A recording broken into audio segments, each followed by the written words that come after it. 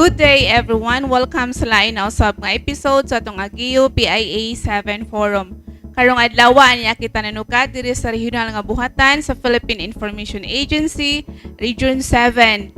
And later on sa ato ang discussion no ato unyang paghahisgutan ang kabahina sa listahanan or the National Household Targeting System for Poverty Reduction of the Department of Social Welfare and Development. We are on live broadcast over DYMR Cebu Radio Pilipinas and on delayed telecast over MyTV Channel 30 Cebu. That's Monday till Saturday from 3 to 4 p.m. Kini si Amor Saludar sa Philippine Information Agency ug akong kauban no ang ato ang Information Officer sa Department of Social Welfare and Development Region 7 si Ma'am Leia Quintana. Ma'am Lei, maayong adlaw.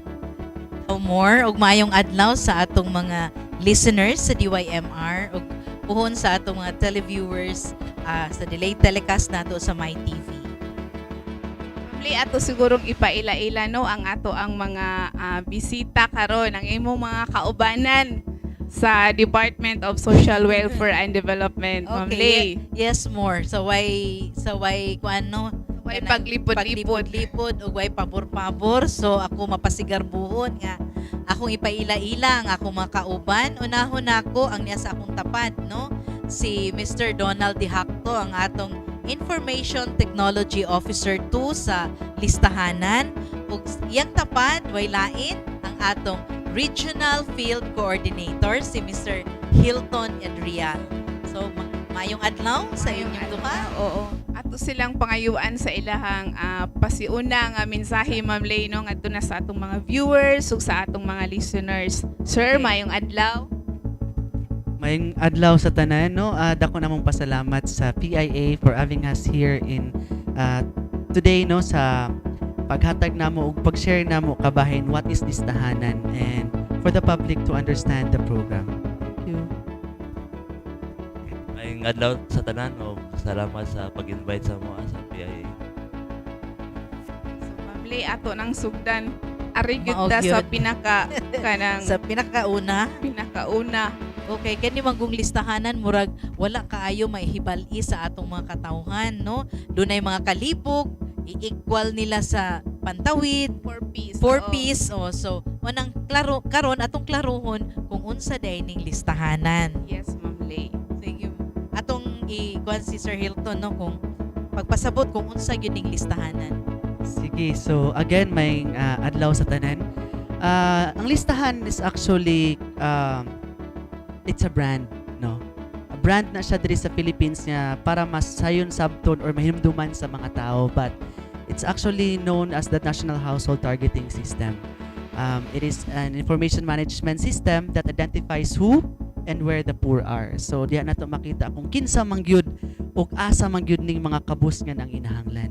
So database siya. Dili siya lahi siya sa Pantawid kay ang Pantawid program naman kina siya. Oo. Dili di ay pwede, Ma'am Lei, nga imong i-connect nga parihara ang listahanan sa Pantawid. Oo. Once nga naa ka sa listahanan, Nga murag automatic pud ka sa automatic pantawid. ka nga Pantawid. Oo, So, so, dili siya Dili siya sir. inanana. Oo. So, kung ingon ana ang listahanan no, unsa ba iyang mga objectives Yes, ani? Ma'am Lei. Sige, so ang objectives aning listahanan is actually to be able for us to share no high quality database sa ato mga partner stakeholders. And in fact, Pantawid is one of the stakeholders no sa DSWD program nga naka-share ta og database nga mahimo siyang beneficiary sa kaning specific program like Pantawid Pamilya Pilipino program. So dito gikuha ang mga beneficiaries sa Pantawid sa database sa listahanan. Second is to, of course, ma-reduce nato ang leakage kay sometimes manggod na atay mga non-poor nga na-include usahay matagaan nato og mga services sa atong social protection ug natay mga poor households nga ma-exclude. So natay mga exclusion error. So through listahanan pod ma-minimize nato ang mga wastage of resources because through listahanan we'll be able to give due services no sa kato mga nanginhanglan yun. So muna siya ang objectives why we have listahanan. Since nagisgot naman ta og 4P sir no, napay tendency sir nga bisag naa ka sa listahanan considered ka as poorest of the poor based sa listahanan dili ka ma ano sa 4Ps dili ka ma carry over as a beneficiary sa 4Ps na bay tendency nga inana sir unsa man pud ang rason sir ka? Sige, as I have said no, for one to become beneficiary of a specific social protection program, kinahanglan gyud ka part ka or nabilong ka sa poor household sa atong listahanan. So, actually, dili siya mo automatic nganong listahanan poorest of the poor ka nganong dili man ka ma-appeal sa pantawid. It's because ang ato mga specific social protection programs naapod na sila yung mga kaugalingon nila mga criteria. So, talking about pantawid, usa sa mga criteria dia is kailangan na kay anak 18 years old and below. So, kung poor household ka, wa kay anak 18 years old and below, definitely di jud ka ma-appeal sa maong programa. Sabta na nato Ma'am Lay. May mo ingon nga sus among mga silingan dito mga tiguwang kanang wa na gikaon pero wa gyud apil sa 4Ps kanang mga comments nato mabasa social media bisan pa ang uban isulat sa atong mga ano diya sa mga newspapers so mo na siya nga makita nato nga ang pantawid na gyud siya criteria so tigulang ka nga pobre na man putay programa para Oo. sa mga tiguwang. Ay usahay ra ba dayon Ma'am Lay picturean dayon ang Oo. mga tiguang ya hashtag dayon Oo. ang kuan. O niya i-share kuan mi i-tag dayon mi tag DSWD. Dili So- ang mga tiguang Ma'am Lay dili bisag naa sila sa listahanan as poorest of the poor. Mm-mm. Dili sila pwede nga mga 4Ps beneficiary kung walay mga anak Oo, Oo. 18 years old and 18 below. years old and below. So klaro na kaayo Ma'am Lay. Oo. Napa. Kung naay buntis, no, nya, ang mga tigulang di naman mabuntis. So, Oo. dili gid sila mag-carry sa program. So inana day na siya Ma'am Lay. Naadyo day pero sir napoy kung dili sila maadto sa 4Ps napoy lain nga mga programa nga mo ano nila mo sagop nila katong naa sa listahanan nga poorest of the poor unsa man ka ni pananglitan nga mga programa sir? Yes, usa sa mga benefits no nga nabilong ang kato mga poorest of the poor nato nga mga listahanan identified poor households na ay mga uban nga wa na appeal sila sa pantawid but they are actually recipients of the PhilHealth. Oo, so usa na siya sa mga ahensya nga ni sa group nga at least naka-avail sila of the PhilHealth services. Ikaduha, na naputay bagong program karon the unconditional cash transfer nga kung diin na atay mga pipila ka buok nga mga households nga na appeal ni ini, no?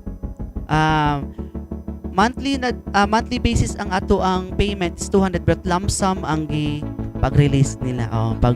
It's bulto ang paghatag nato. Kausa sa usa ka tuig. So it's gonna run for 3 years for now kay wa pa man tay mga any instructions and directives from the central office kung handud kanusa siya mag-run but as to initial nato nga guideline no 3 years mag-run ang UCT nato so from 2018 to 2020. Another pod nga po tay mga poorest of the poor nga if wala gyud sila mga programs pa for now pwede nato sila actually ma-refer or maka-avail sila mga services nato sa social welfare and development offices no like mga AX na to or CI yung manginanglan sila og mga medical assistance, transportation assistance, burial kung nay mga nangamatay. So pwede gyud sila makaadto mudangop sa ato mga SWAD offices nga naka in place sa different provinces sa diri sa Region 7. Yes, actually naaman tay mga pantawid non-pantawid households no nga mga poorest of the poor nga na-include pud sila sa naka-avail sila. Oh yes, part sa listahanan sila nga dito. Naka-avail sila sa SLP, Sustainable Livelihood Program. So as long as they belong to an association, so karon man good kay mix na no na atay SLP association na asay pantawid og naapoy mga non-pantawid. So katong mga dili pantawid naka-avail sa sila mga livelihood.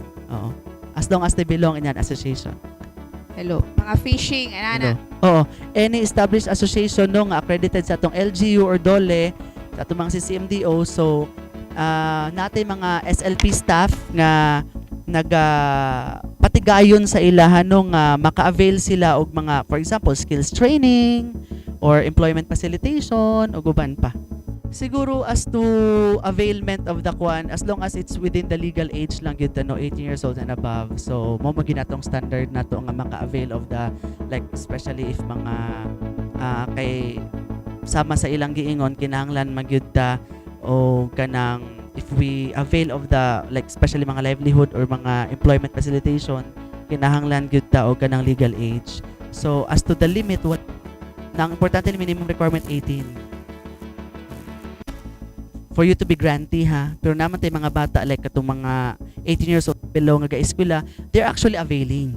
But for you to become a grantee or murag principal no beneficiary, oo, kinahanglan jud ka nga 18 years old. Thank you. Balikan nato tong sa listahanan kana Yes, Ma'am Lay. para mapalawman pa nato kay mangutana ang uban giunsa man na nila pag Correct. how is listahanan conducted kay maglibog mga uban nagpanahon ra ba sa assessment mayon dayon nga kanang ay automatic na may member sa ani nga programa. Oo. So mas may siguro atong hibalon kung giunsa no giunsa pag-conduct ng atong listahanan. Ang proseso. So, ang listahanan is conducted siya every 4 years.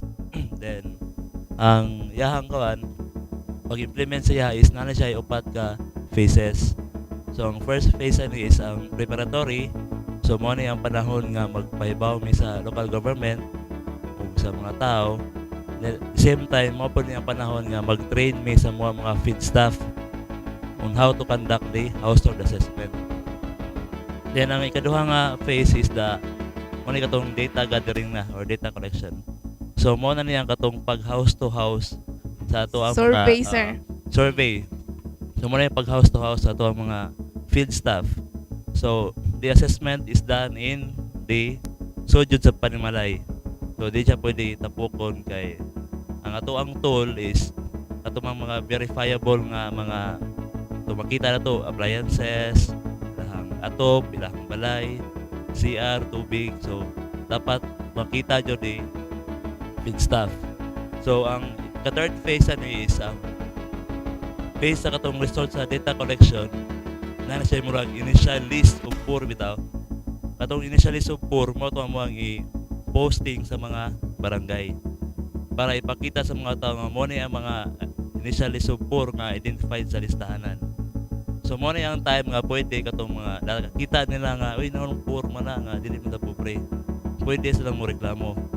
Or katong mga poor nga wala ma-appeal, pwede po sila mo reklamo para magpa-revalidate. Na-revalidation pero lagi po yung local verification committee nga mo approve sa revalidation. So after sa revalidation, iparan balik ang PMT, then dira na siya i-generate ang final list of poor.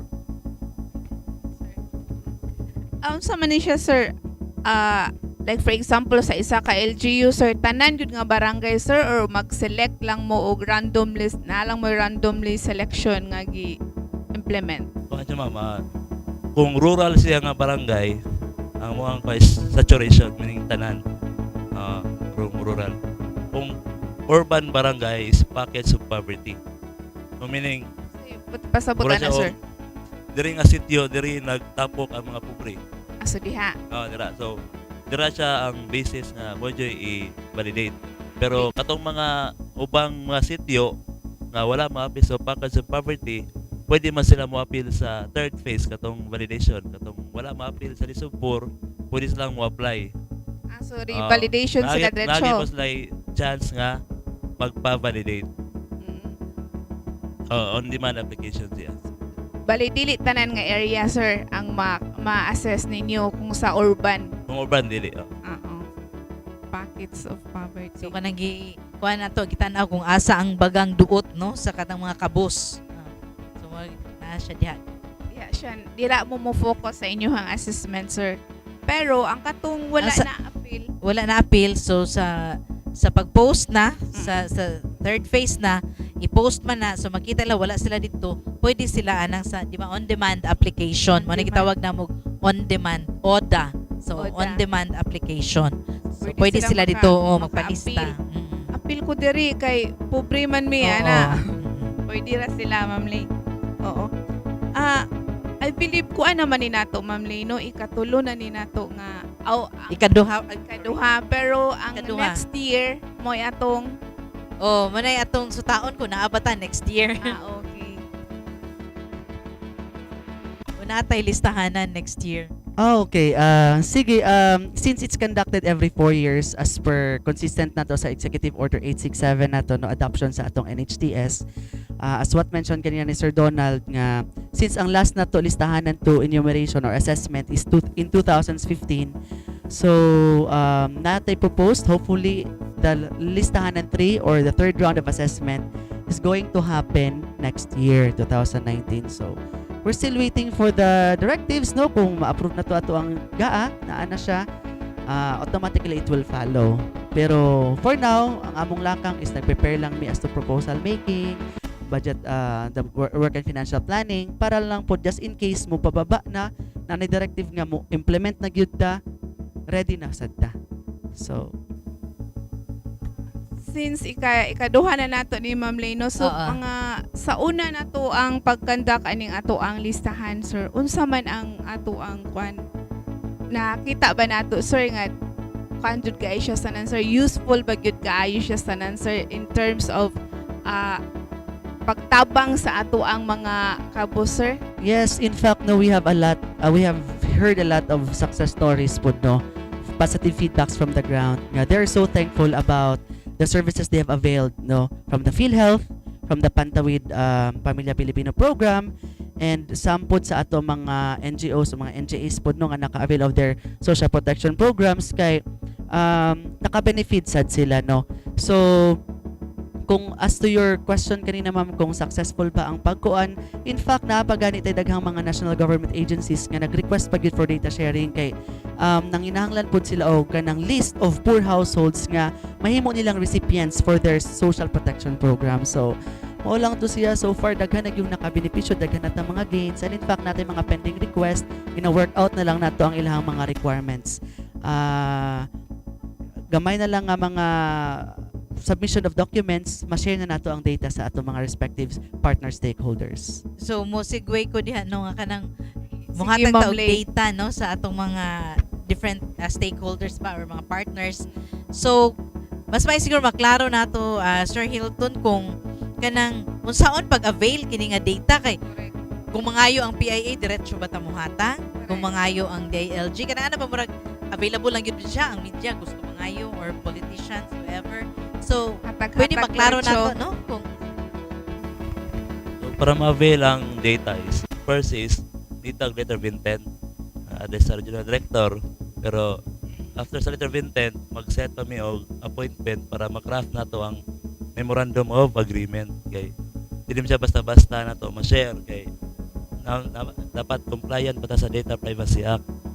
So, kung unsay mga data lang ang kinahanglan, mura pa yan mo ang i-share. So, kung depende po sa purpose sa imong program nga i-implement. So, murag nagyapoy screening, sir. oo. Labi na kay kaning listahan na nato maklaro gyud na kung kinsa ni sila, kung asa sila nagpuyo, no? So, mo na nga atong giingog Data Privacy Act.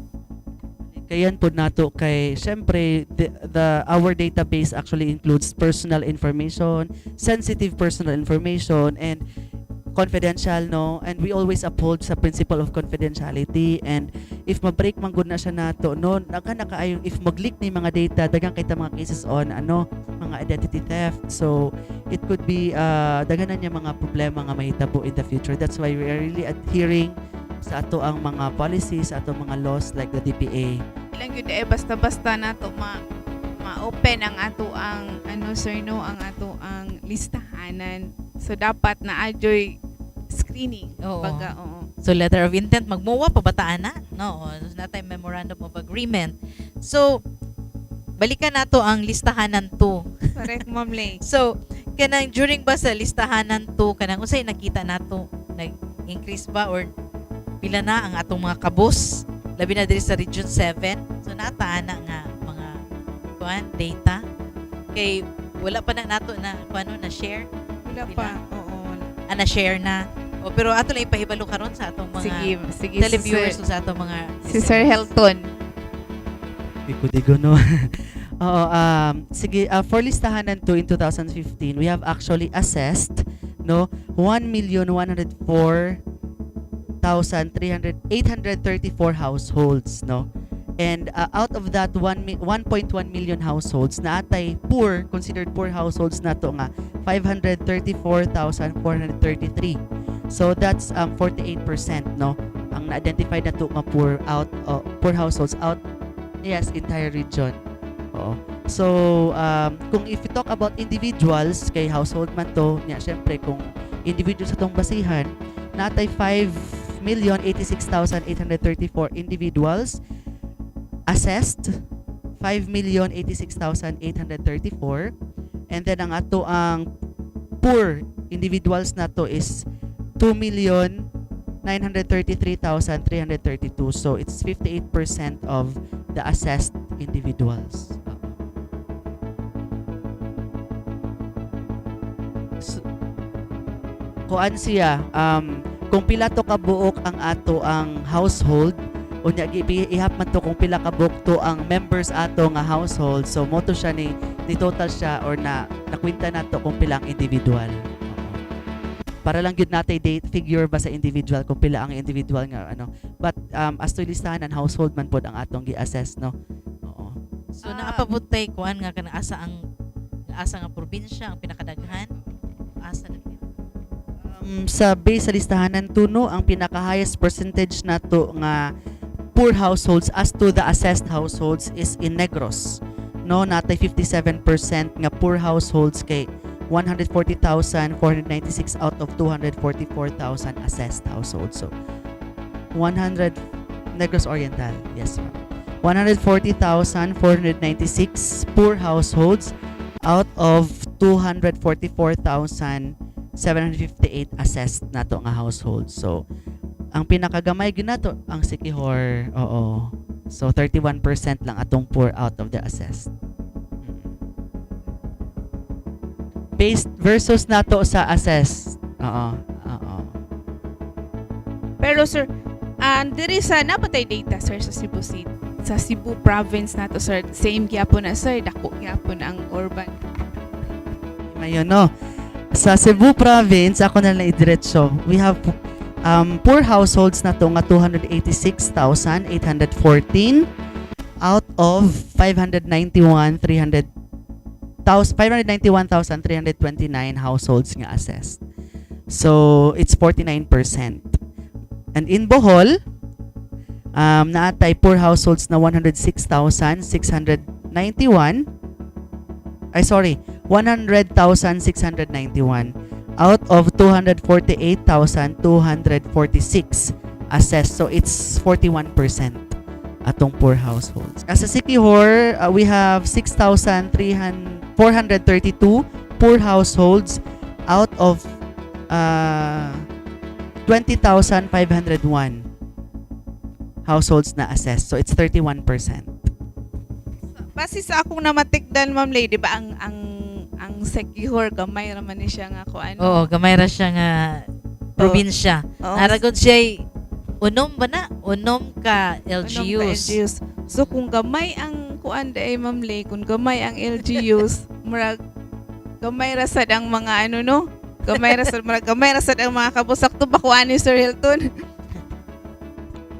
Okay, gamay ang LGU, gamay pod ang population, Yes. gamay pod ang households dito. So gamay pod ang most likely ang ato ang mga assess dito nga Assess. mabilong sa poor.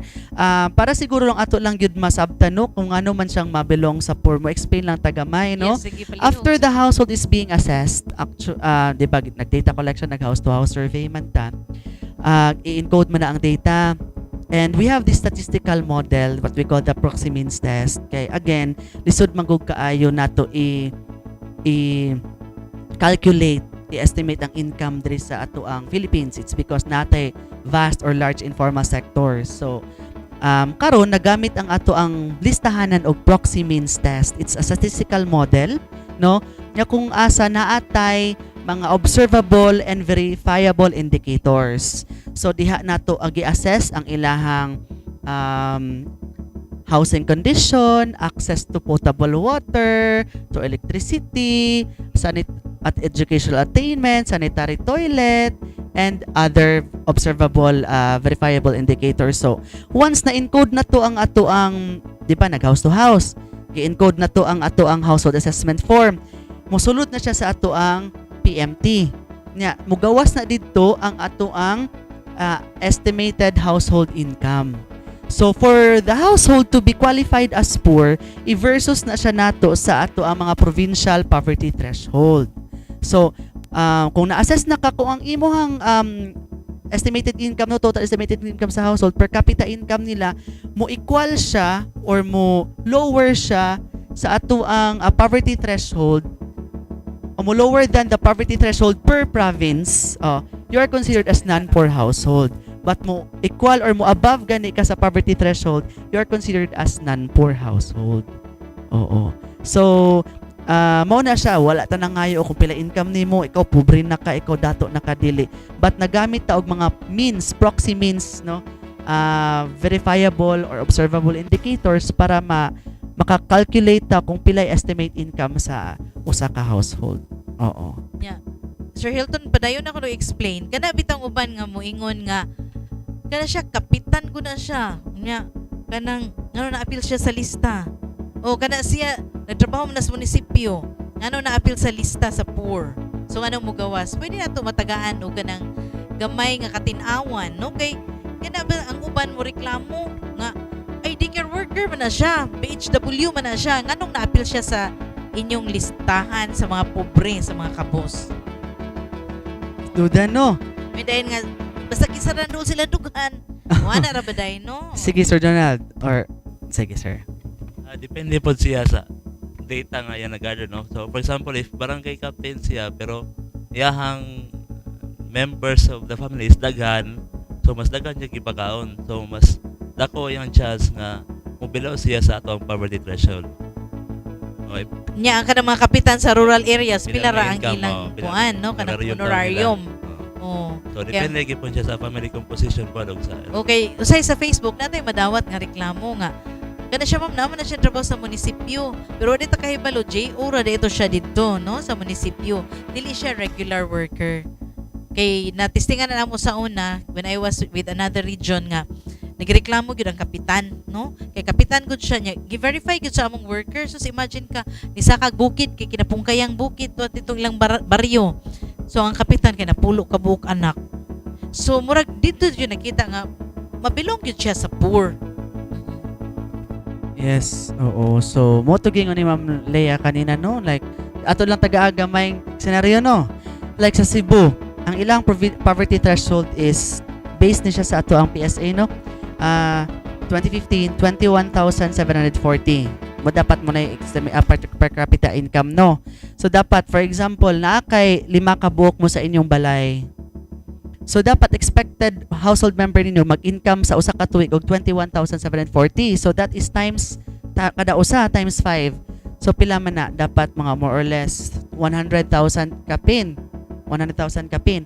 Unya kay, mo na dapat ang i-achieve para ma-consider nga sa usa ka balay. Pero, usara ang gatrabaho, ga-income lang siya og pila man na. Ang mamalay gatrabaho, vendor, mag-income lang abi siya 5,000 abi or 10,000 ang bulan. So times 12 per year. So pila man? 10 times 5. Pila na? 10,000? 50,000. So dapat ang para ka dapat sa imong calculation sa usa ka household is 100,000 sa usa ka panimalay kay lima man mo ka members unya usara man ka book ang katrabaho i-times 12 na nimo 50,000 so below ka sa poverty threshold so meaning considered ka as poor. Oo. So may ana ba so oo so magdepende po na siya again sa ang ato ang proxy means test ato ang proxy means na to nga model na siya mga specific calculations niya no kung sa akong gingon based sa atong observable indicators na siya mga calculations dito kung na ba siya guba-gubaon ba ni ang ceiling, ang wall sa iyang balay, ang tenure sa iyang security sa iyang pagpuyo dito. So si PMT na ana ang mag-calculate. Oo. Naay tendency Ma'am Lay nga ikaw gamay ra ka og income pero gamay ra man pud mo sa imuhang family dili ka ma-consider as poor, Poor. ana sir. Oo. Oh, inana. Unya ikaw nga dako kay kag income, daghan man pud kaayo mo sa inyong balay, ma-consider ka nga poor. Oh, so Kung inana. pag-result na sa PMT, no, Oo. paggawas sa kuan. Kay mo man giingon nila sa una nga, ay computer mo gyud nagbuot nga ng pobre mi. Ay, Pero actually dili siya, no. mm. Ngano wala mi na-appeal tungod kay computer man gyud nag-ingon nga dili mi ma-appeal. So mo na buti pasabot ni Sir Hilton nga.